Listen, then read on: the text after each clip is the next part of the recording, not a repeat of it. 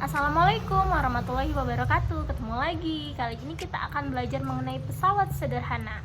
Baiklah, untuk membuka pembelajaran kita pada hari ini, marilah kita bersama-sama membacakan basmalah. Bismillahirrahmanirrahim. Baiklah adik-adik, sebelum belajar jangan lupa membaca doa dulu ya. Nah, hari ini kita akan melanjutkan pembelajaran mengenai pesawat sederhana. Adik-adik silahkan buka bukunya, kemudian boleh mencari di internet mengenai pesawat sederhana dan mencari banyak lagi informasi agar adik-adik bisa lebih paham lagi ya. Kira-kira apa ya yang dimaksud dengan pesawat sederhana? Pesawat sederhana merupakan peralatan yang dapat mempermudah kita dalam melakukan usaha. Pesawat sederhana dapat mempermudah melakukan usaha dengan meningkatkan besar gaya yang bekerja pada objek, meningkatkan jarak untuk gaya dapat bekerja, kemudian mengubah arah gaya yang bekerja. Nah, adik-adik bisa lihat gambar ini. Ini merupakan gambar contoh dari pesawat sederhana yang ada di kehidupan kita. Kalian bisa amati terlebih dahulu. Nanti jika ada yang kurang paham, silakan tanyakan di via Messenger. Oke, selanjutnya kita akan membahas mengenai macam-macam pesawat sederhana. Secara umum, pesawat sederhana dibagi menjadi 3, yaitu pengungkit, bidang miring, dan katrol. Nah, pengungkit merupakan pesawat sederhana berupa batang keras yang dapat berotasi suatu titik tumpu. Nah, adik-adik bisa lihat gambar ini. F adalah gaya kuasa, kemudian W itu beban, LK itu lengan kuasa, dan LB lengan beban. Adik-adik bisa lihat juga rumusnya. Prinsip kerja dari pengungkit yaitu dengan gaya yang kecil, beban berat mampu dipindahkan, kemudian gaya bisa diperkecil dengan cara memperpendek lengan beban. Jika lengan bebannya pendek, maka lengan kuasanya akan semakin panjang. Ingat ya, jika lengan bebannya pendek, maka lengan kuasanya akan semakin panjang. Semakin panjang lengan kuasa, maka semakin kecil gaya yang dibutuhkan secara matematis. Adik-adik bisa amati rumusnya. Kemudian berdasarkan posisi titik tumpu, titik beban, dan titik kuasanya, pengungkit dibedakan menjadi 3, yaitu pengungkit jenis 1, pengungkit jenis 2, dan pengungkit jenis 3. Nanti di via Messenger kita bahas diskusi mengenai pengungkit jenis 1, 2, dan 3. Oke, selanjutnya bidang miring. Kira-kira apa ya yang dimaksud dengan bidang miring? Bidang miring merupakan pesawat sederhana yang berupa papan bidang yang dibuat miring. Namanya saja sudah bidang miring, berarti bentuknya akan miring.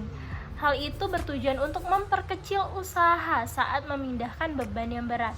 Semakin landai bidang miring, gaya yang diberikan semakin kecil. Sebaliknya, semakin curam bidang miring, maka gayanya akan semakin besar. Nah, adik-adik bisa amati gambar ini. Kemudian bisa lihat juga rumusnya. Nanti kita akan coba cara mengerjakan rumus tersebut. Kemudian contoh peralatan yang memanfaatkan prinsip bidang miring adalah tangga yang dibuat berkelok-kelok. Kemudian ada pisau, kapak, sekrup, dan sebagainya.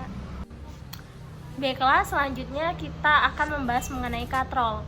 Katrol merupakan pesawat sederhana berupa roda beralur yang dikelilingi oleh tali. Prinsip kerja katrol merupakan mengubah arah kerja gaya sehingga beban bisa terangkat dengan mudah. Katrol memiliki kesamaan dengan pengungkit, yaitu terdiri dari titik tumpu, titik kuasa, dan titik beban. Secara umum katrol ini dibagi menjadi 3. Nah, nanti kita akan diskusikan di via Messenger. Kemudian selanjutnya kita akan membahas mengenai mekanisme dan hubungan pesawat sederhana kaitannya dengan kerja otot kita. Selanjutnya, mekanisme dan hubungan pesawat sederhana kaitannya dengan kerja otot. Yang pertama ada tuas atau pengungkit. Tuas atau pengungkit merupakan alat yang digunakan untuk mengangkat benda berat. Salah satu jenis pesawat sederhana ini terdiri dari 3 elemen, yaitu titik tumpu, titik beban, dan titik tangkap gaya. Prinsip kerja pada tuas sebenarnya memiliki kesamaan dengan sistem gerak manusia di bagian lengan, yang meliputi rangka serta otot bisep dan trisep. Nah, seperti halnya tuas yang memiliki titik tumpu, kerja otot-otot lengan bertumpu pada sendi tangan di antara lengan atas dan lengan bagian bawah. Kemudian yang kedua itu ada katrol. Katrol juga memiliki fungsi yang serupa dengan tuas atau pengungkit. Selain sama-sama digunakan untuk mengangkat benda berat, keduanya juga merupakan prinsip kerja sistem gerak manusia pada bagian lengan. Dalam cakupan pesawat sederhana, katrol dibedakan dalam 3 jenis, yaitu ketiga jenis katrol tersebut adalah katrol tunggal dengan 1 titik tumpu di bagian lengan, katrol ganda dengan titik tumpu di antara alat dan benda, serta katrol majemuk yang memiliki lebih dari 2 titik tumpu. Selanjutnya, bidang miring. Bidang miring berfungsi untuk memudahkan perpindahan benda dari ketinggian yang berbeda. Bidang miring merupakan pesawat sederhana yang menerapkan fungsi kerja rangka kaki manusia. Ingat, prinsip kerjanya pada rangka kaki manusia. Pesawat sederhana ini berupa bidang datar yang dimiringkan dalam besaran sudut tertentu. Dalam sistem gerak manusia, cara kerja bidang miring hampir serupa dengan rangka telapak kaki dan otot pergelangan kaki yang berjinjit untuk menjangkau benda di tempat yang lebih tinggi.